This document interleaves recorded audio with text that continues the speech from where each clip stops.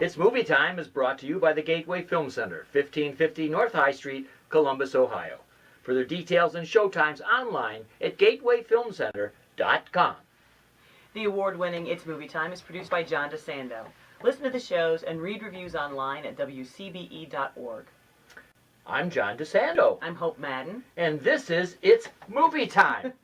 And this is the man, Johnny Depp, in case you don't know where you've been, if you don't know who that is. Hope, I'm so excited. A new Johnny Depp movie called Transcendence. What do you think? Yeah. Is it just me, or do we all, like with every new movie, hope this is the one where Johnny Depp is good again? This is the one where, I know.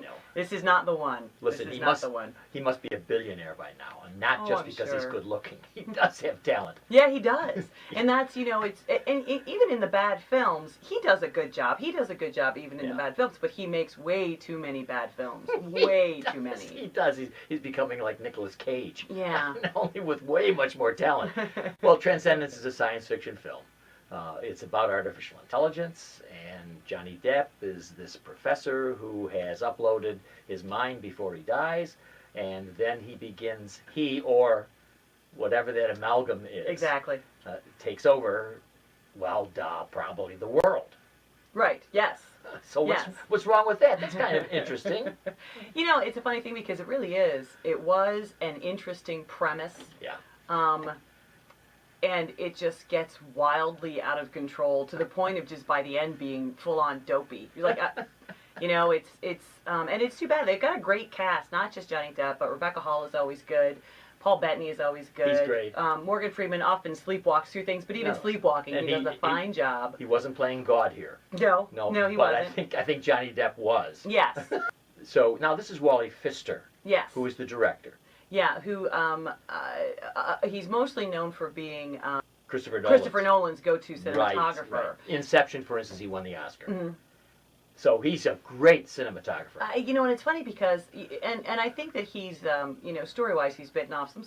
He's a little bit in Nolan's territory with this. Of course, and Nolan is a producer. Right. But they just don't deliver. And you know what? Even the cinematography, I thought I think it just suffered from high expectations. I thought, well, if nothing else, this movie is going to be glorious to look at. And it's got some good shots, but on the whole, it's exactly. It's whatever. It's hardly what you would have thought from an Oscar-winning cinematographer. No. And I think that as a director, he has had Johnny Depp. I don't know if you tell Johnny Depp what to do, but if you're able to, I think he told him to underplay this, and I think that was a mistake.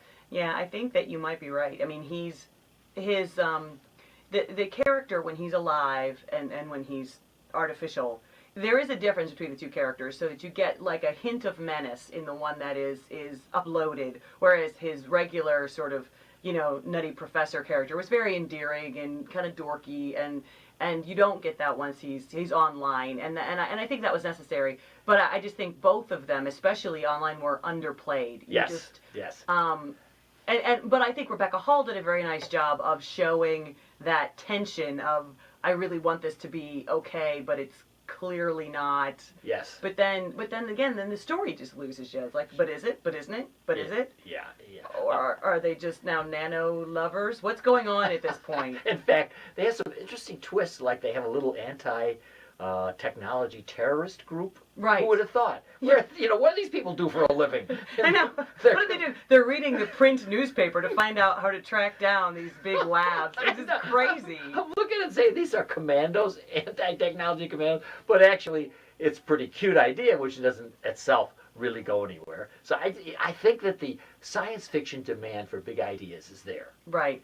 It's just somehow not translated. No, I think he just bit off too much. I mean, he was trying to he just muddied whatever which on the one hand is good because it wasn't preachy. Whatever it was he was trying to rail against. He certainly wasn't preachy about it. Was it there were, it's like a Frankenstein story and we're just taking science beyond where we are, or is it that, we're polluting the world, or, women shouldn't be allowed to be the one programming their husbands when they go online because they're going to give them all of the traits they wish they had. I don't know what he was trying to say. Certainly wasn't that clear. Oh, but there are touches, Hope, that make me wonder if there wasn't a little bit of tongue-in-cheek. For instance, when the U.S. Army comes, they're using howitzers. Which they used, of course, way back in the 60s. But was that intentional? Because there were it wasn't nothing programmed. They didn't bring anything that somebody could get to online. Okay, good idea. Hadn't thought of that. So they were trying to be real low rent about it, and so they went and stood on top of the roofs. Which I thought to myself, well, you don't think that those superhumans are going to be able to climb up that wall? Yeah. And they totally can, by the way. They can climb up that wall. I guess I was trying to infuse it with a little bit of camp. Yeah, it'd be nice if it had. It could have used a little humor. Because you remember some of those sci-fi films where they Sure. And you say, wait a minute now, we're in an age of lasers and drones, and you're using a howitzer? Right, but I mean, to me, actually, it made sense that they did that. Yeah. But, Hope, without revealing it, help me with the ending. So does that work for you? No part of it. So like for in fact, the entire last reel, I thought, well, that does not in any way match with the storyline that you've given us. And then the very final scene with the sunflowers, I just thought, what in the hell? What in the hell? And then you're like, well, does that make it okay? I mean, that last shot, I'm going, are we in Shakespeare here? I didn't catch myself going to that point. Anyway, it really does dissolve into nothing. It does. But there are Wally Pfister's magic moments, clouds over the desert, very nice. Mm-hmm. And although played a little bit too much, the bookending drops of water, the slow-mo drops of water, I think he was trying to do something figurative there. I think you're right. And so I appreciated his attempt. Right. But in between, I mean, you've got some, as you said, some great actors. You have a really good idea.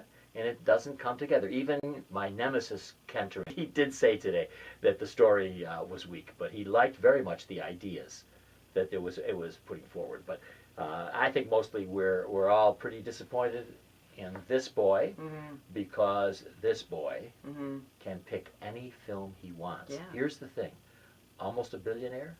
Why don't you just produce the movies that you want, that you can do? It's like Tom Cruise. Why don't you just take all your money and just do a movie that you know is good for you? You know, or just even go back to, before Pirates of the Caribbean, when he would make a movie that made money, and then he would make 3 or 4 independent films that nobody saw. Yes. Before Night Falls. I want another one of those. I want another one of those. Right, great. All right, Hope. It's that time. It is. And I am going to ask you as my guest to be the first to offer your grade for Transcendence starring Johnny Depp. C-. You're really brutal. No, it was just so disappointing given what it had going for it. I'm awarding it a C, which I did online, so I am really not far from you, and I guess I fell into the trap of wanting it to be so good, and because it is Johnny Depp. See, because we could have been bad and given this a D and felt good. Right, no. But we did get to look at Johnny Depp, so. Great.